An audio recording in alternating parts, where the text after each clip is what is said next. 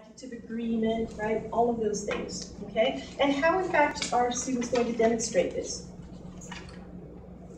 That's the achievement test, right? It's the achievement test, which is, conjugate this verb. Decline this noun. Add the agreement, very simply. You've got here multiple choice, right? It's almost as simple as that. It's fill in the blank, add the agreement, just really basic stuff, okay?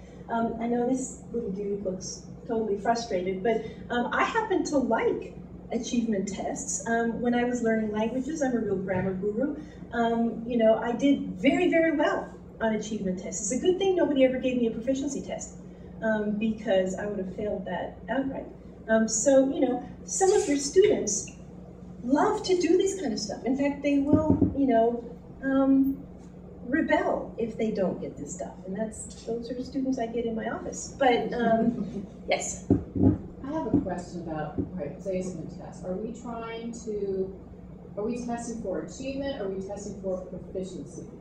That depends on the placement test. If you're talking about the French placement test, that's a whole different story. But if you're talking about the Spanish and the German placement test, they are multiple choice, but they are both flexible enough, since they were all written by experts, people with budgets and stuff.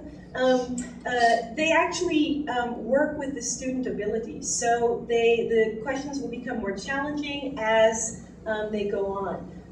Or they will, reduce the sort of level if they find that the student is not succeeding. So I find that, both the Spanish and the German placement tests, which are professionally made, are relatively good, because we are looking at proficiencies, which I'm going to be talking about next, understanding written word, texts, reactions to texts, that sort of thing. It's not just black and white.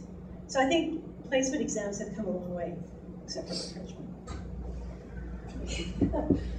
So proficiency, is the other side of the coin. Basically, we're looking here at the 4 skills, what we've known all along for a very long time as the 4 skills, which are no longer, however, the 4 skills. We can't leave anything alone, because skills are, in fact, achievement, aren't they? Discrete. So it's sort of like looking at each of these skills discretely and saying, okay, one can be isolated from the other, when really what we're looking for is a whole language experience, much more holistic view of language. And so these 4 skills are now, does anyone know? Think of your IPA. 3 modes. So we start with interpretive, which is the passive interpreting either listening or reading comprehension. So it's reading or listening and understanding. Okay. The second one is interpersonal, which is, this is like a quiz for you, John. And you. And me. That's right, you do IPAs too. So the interpersonal is the interaction in the class, student to student, okay? It's spontaneous, improvised, right? It's true, authentic exchange of meaning, right? And then we have the presentational mode, which can be both written and oral. It can be a written essay, which is a presentation. It can be oral presentations, which we have. But it simply means that this language is reflected upon, it is rehearsed to some extent. There is the opportunity for polish, even though in some of our oral presentations we don't see that polish. But it's a different kind of beast, really. And so the transformation from 4 skills to 3 modes is precisely an attempt to work away from achievement and toward proficiency.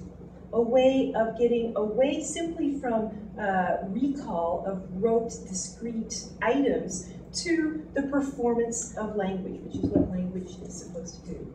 Okay, so this is something that comes through our ACTFL organization, which is the American Council for the Teachers of Foreign Languages. All right, so we have IPAs that some of you are familiar with, that I have the TAs creating and implementing in their classes, in an effort to make the learning experience well-rounded. all of the aspects are involved in it. So you have all three of the modes, but you also have the 5 C's, which are considered to be sort of the Bible of the actual guidelines. Does anybody know what those 5 C's are? This is a real quiz. Communication, connections, communities, 2 more. Culture, connections. Chocolate. Chocolate. Chocolate goes in the middle. Venn diagram. So yeah, you did a good job of that. So basically, what AFL is trying to get at here is, once again, making sure that our courses are well-rounded. That language is not an end in itself, basically, because language never is. Because language is, in its very definition, a medium. It's a medium by which we explore something else, right? So all of our classes have to be considered as content classes or culture classes, because trying to learn a language, bereft of its context, bereft of its culture, I think is a travesty.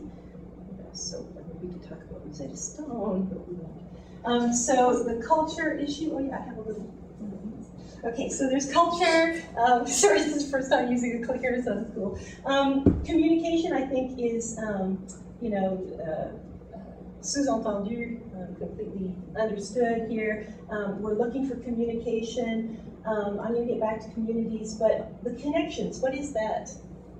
With other disciplines. Exactly, it's with other disciplines. So the interdisciplinary nature of a language course, we could be covering anything from, obviously cultural studies, but history, literature, art, media studies. All of those are part and parcel of what a language class can do, has the potential of doing, right? So that's an important link. Comparisons, this would be your comparisons to your own culture, of the target language culture, comparisons in time. It could be comparisons from one region in the target culture to another. So that's what they're looking for, so that students aren't looking simply at a series of dates or facts, but that they can identify with those, that they can then reflect upon those. And as far as I'm concerned, communities is the most important of these. It's again sort of double-edged, or has multiple directions, one of which is to get the students in a classroom beyond the classroom. So this would involve setting them up with partners around the world, which the last talk we had, Olga Balsharina was talking about how her Russian studies were able to hook up with Russian students, I think in Irkutsk, very interesting. I'm sorry? Send students to Chengdu. And send students to Chengdu. I mean, all of, whether it's study abroad programs or just have them, in the classroom but hooked up, which is, such an easy thing to do these days. But it's also community simply beyond the campus. So it could be the target speaking community within Albuquerque, right, or New Mexico. And lastly, and I think most importantly, I think it has to do with creating a community in your classroom, within your body of students. Not simply, a group of learners who are sitting in rows of desks, but a real, authentic community, which I've never seen one of our lower division classes not become a community. It's almost like there's no way it can't become a community, because we're using the language to communicate with one another. So they necessarily learn things and are curious about one another.